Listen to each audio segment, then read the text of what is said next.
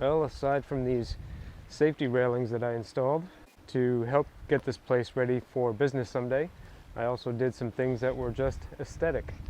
Kind of like the tiki up here on my boat. If you remember, during the hurricane, I had to take that thing down, so I figured it was a good time to do some well-deserved maintenance to the big guy. Alright, the task we got is to repaint the tiki. You can see these miscolored areas from old repairs. And the feet are raw styrofoam. I'd like to cover that a little bit with some paint for protection. And there's a few little places where the hard coat has been scraped off. The eyes aren't as gleamy as they used to be. These bolts here, I had to cut them because they were way too tight to get them off. So I have to take them out, put longer bolts in. I got threaded rod to replace that. And you can see it's never really gotten painted completely. It's just one of those projects in my life that never got done. So I want to give it a complete paint job. And the sun has taken a beating on up the top of it as well. So this probably needs a little repair.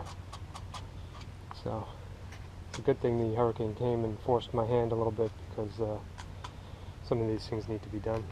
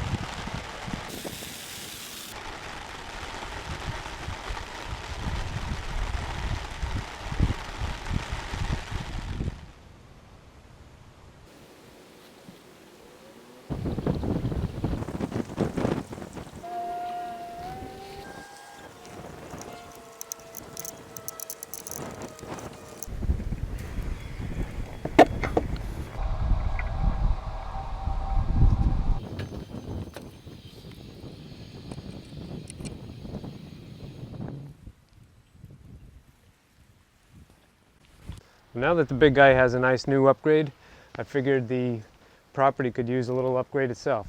So I decided to work on some signs. Kind of like that. And this. And that. I started working on my location signs. And I figured I needed a couple to help keep me within the navigational markers.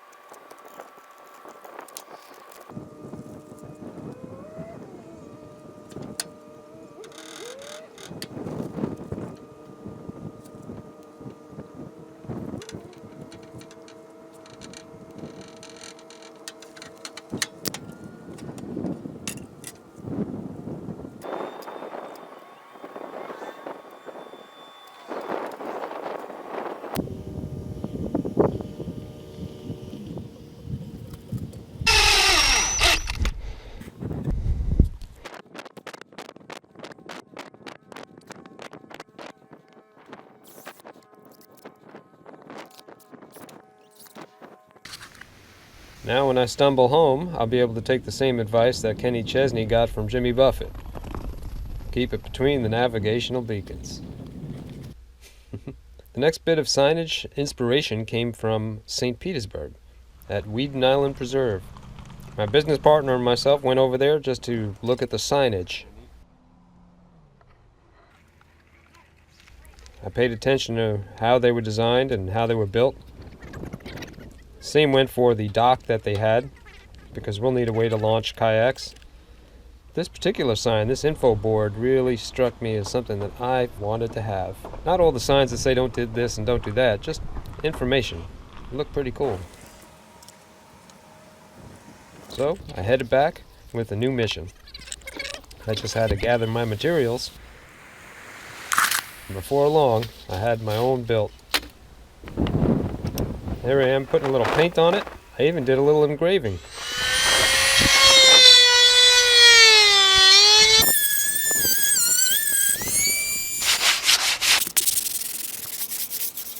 When that was done, I painted it just like the sign at Weeden Island.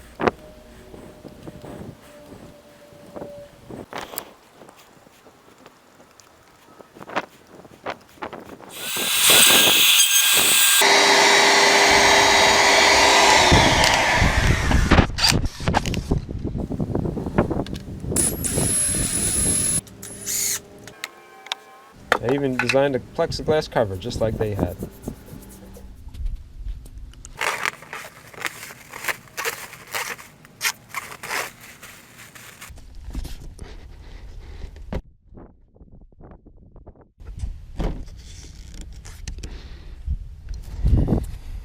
And of course, I gave it a Marty touch. And with that in place, I turned my attention to something to keep me warm during these winter days. I know it doesn't get that cold here in Florida, but I had a mold to make these fire bricks. I had one of these fire pits when I lived in a house.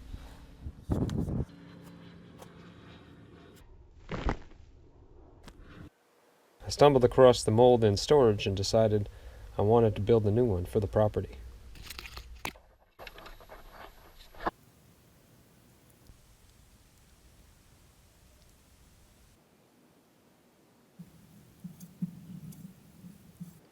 I was able to cast one brick every 12 hours or so, and there's 32 of them, so it took 16 days to make all these bricks, each one weighing about 30 pounds.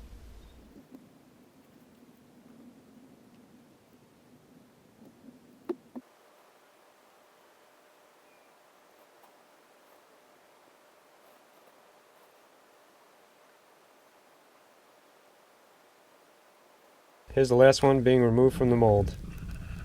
It's been a long time since I carved the original brick and made that mold.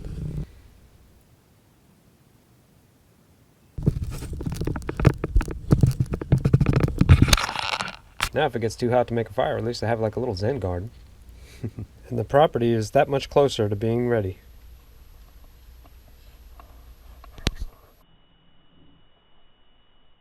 Well, if you guys feel like you're dying, waiting for this place to open up, believe me, I understand your pain. The city has made it pretty difficult with impact fees almost exceeding $6,000. They want a paved parking lot, sidewalk, some other rather expensive things perhaps too, before we can open our doors for business. However, Mike and I are both forging ahead, trying to get this place legal, and we want to hold tournaments and all kinds of fun stuff here at this property where you'll be invited sometime in 2018. So I'll keep you guys posted as I find things out and as I do cool things around the property.